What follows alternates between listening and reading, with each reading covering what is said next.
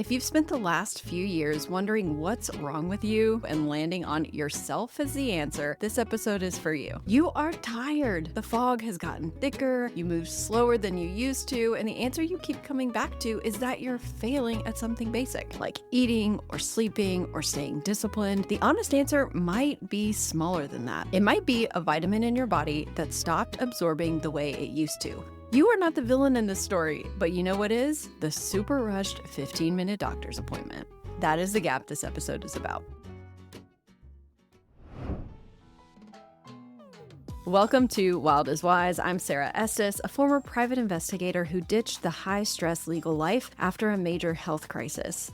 I rebuilt my health from the ground up through nutrition and functional medicine, and now I'm here to uncover the truth about women's wellness and translate it so you can make informed decisions about your health. On this podcast, we break down women's nutrition and physiology with real research and actionable tips. And here's the core philosophy. What's found in nature is often exactly what our biology is wired to thrive on. We get nerdy with the science, but keep it practical for everyday life. If you're ready to understand what your body actually needs, you're in the right place. As always, this podcast is educational, not medical advice. Please talk to your healthcare provider before making any changes. Let's jump in.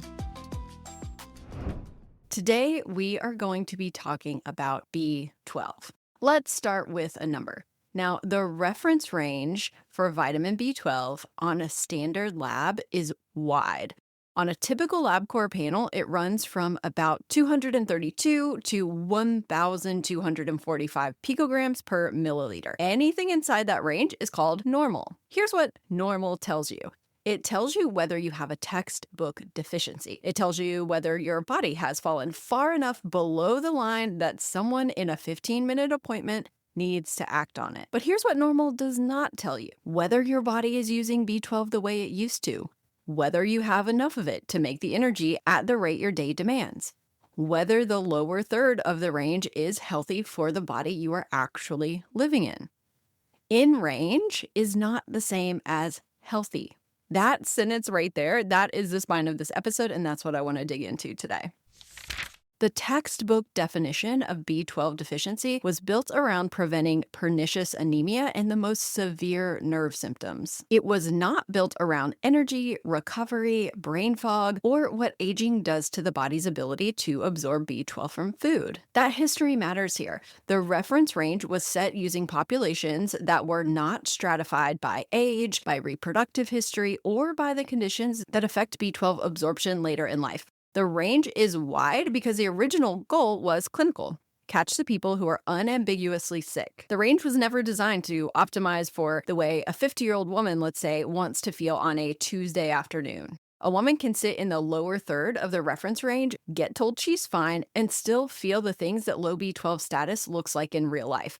Tired, foggy, slower to recover from a busy day, less able to think on her feet than she used to be. In range is not the same as healthy. B12 is a vitamin a lot of women have heard of and very few women have been told much about. Here's the short version in very plain language. B12 is what biochemists call a cofactor.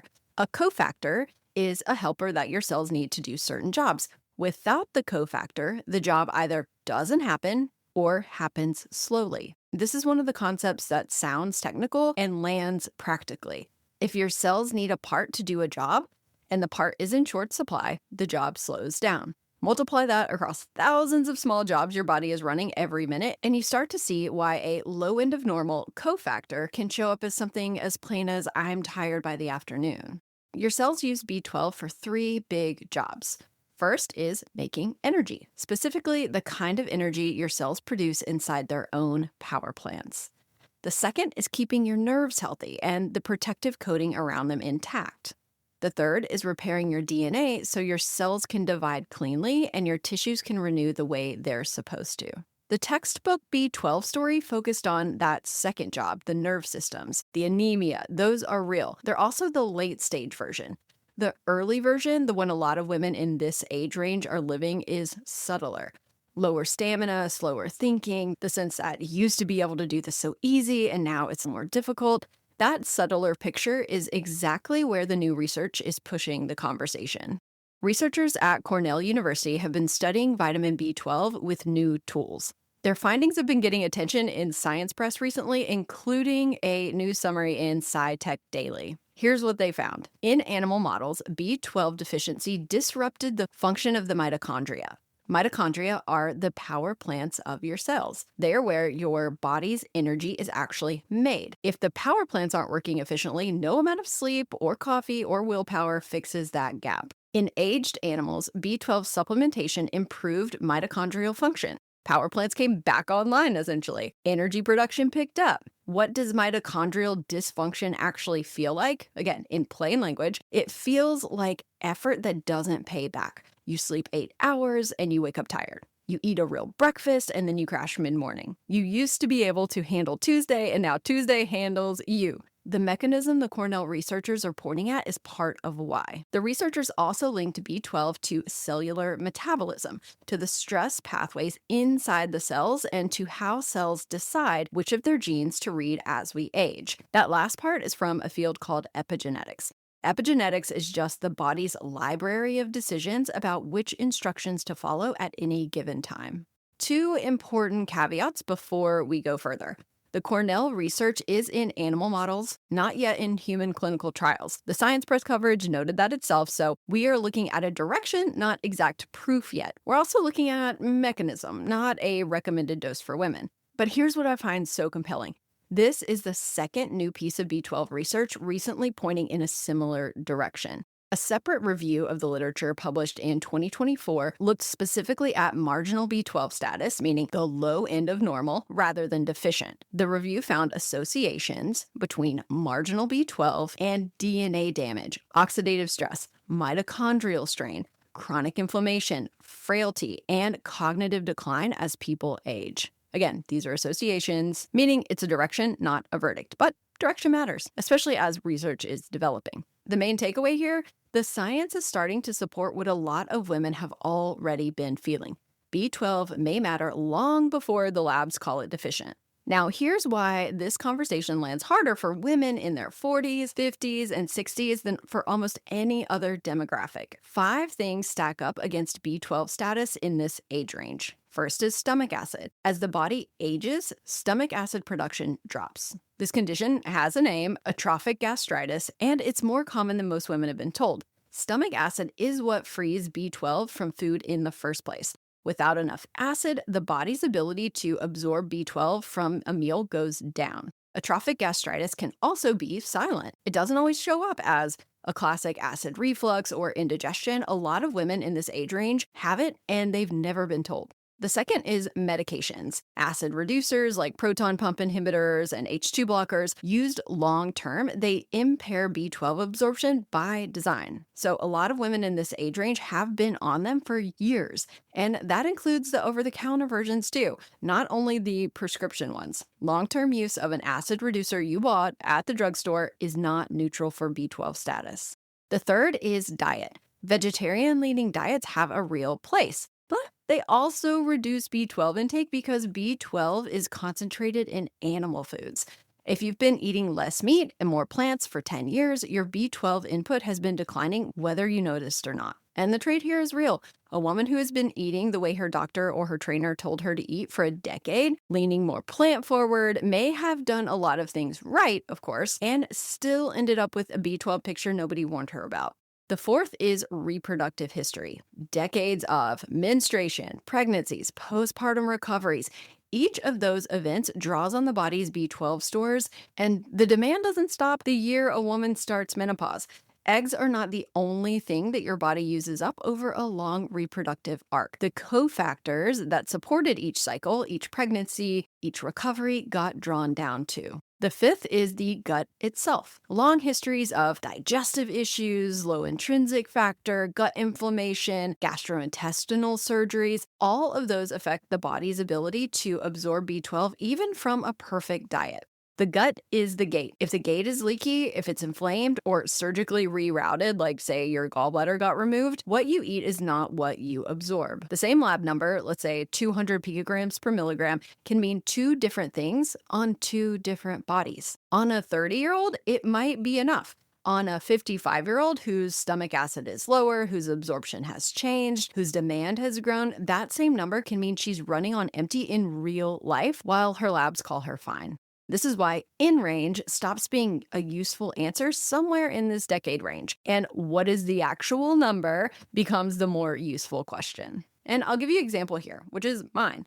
I had my blood work drawn and my B12 came back at like 375. So that was inside the reference range, but the lower third. So if you scan through all of the lab work, it was just like normal, normal, normal, you're fine. But then I took the lab work to my functional medicine practitioner and she read the same number and had a very different reaction. So she wanted to see it higher. And we started digging into that. And she had been hearing what I was describing and what I was feeling, fatigue patterns that I'd been blaming on mom brain and the toddler years, recovery issues that I had been just pushing through. And so I started supplementing with real food like beef organ nutrition that has very high B12. So if you've ever held a printout that said your number was normal and you knew something was off, that's what I'm talking about. The lab has its job, but your body also has its data. They are both real, but they just don't always agree.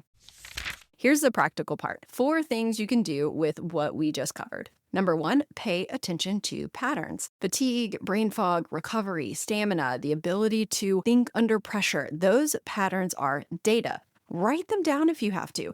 Doctors are good at numbers, but they sometimes need help seeing the patterns that the numbers are missing. Your typical PCP or doctor's appointment is 15 minutes. Your body's data is like 20 years, 30 years, 40 years long.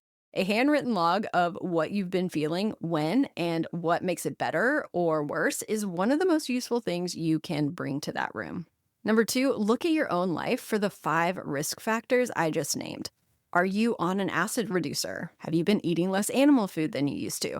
Have you been through pregnancies or a long menstrual history? Has your digestion changed in the last decade? If you said yes to any of those, your B12 conversation may be more interesting than the standard panel suggests. Walk through the 5 we just covered. Be honest with yourself. Some of these you can change, some of these you can't, but both kinds matter. Number 3, ask your provider about deeper testing. The standard B12 number is the screening lab. There are functional markers, methylmalonic acid, homocysteine being the 2 most common that can show whether a normal B12 number is actually doing the job. Whether or not you order them is a conversation to have with your provider. And remember, a wider lab panel is not always the answer. Sometimes the conversation is the answer. A great practitioner who will actually sit down and read the lab and the symptoms together is worth more than a stack of expensive run tests alone. 4, build a daily routine around food the body recognizes and uses well.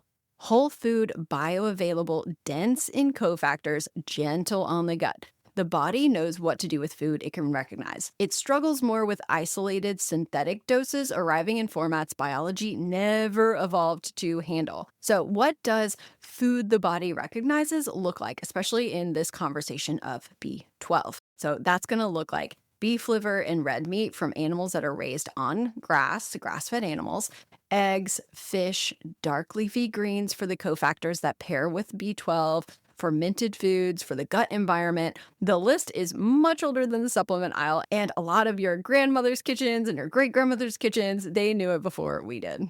Healthy aging is not about doing one dramatic thing. One of my favorite sayings is little by little becomes a lot. Healthy aging is about consistent support for the body in forms it can recognize before depletion becomes the new normal. That last point is exactly the philosophy that we at Ceranova built formula number 6 around. Grass-fed beef organ superfoods that are naturally rich in B12 and the cofactors that work with it. 2 plants for gut comfort, yarrow and slippery elm, and then black pepper as the absorption helper. It's a daily ritual that's actually built around the idea that the body recognizes whole foods and uses them well, where it sometimes struggles with synthetic isolates and high-dose multivitamins. And things are getting exciting around here. Ceranova launches publicly on May 27th. If you join the waitlist before then, you're going to get 2 things. You'll get early access to formula number 6 a day ahead of the public launch. Now, the reason why that's important is that we are probably going to sell out.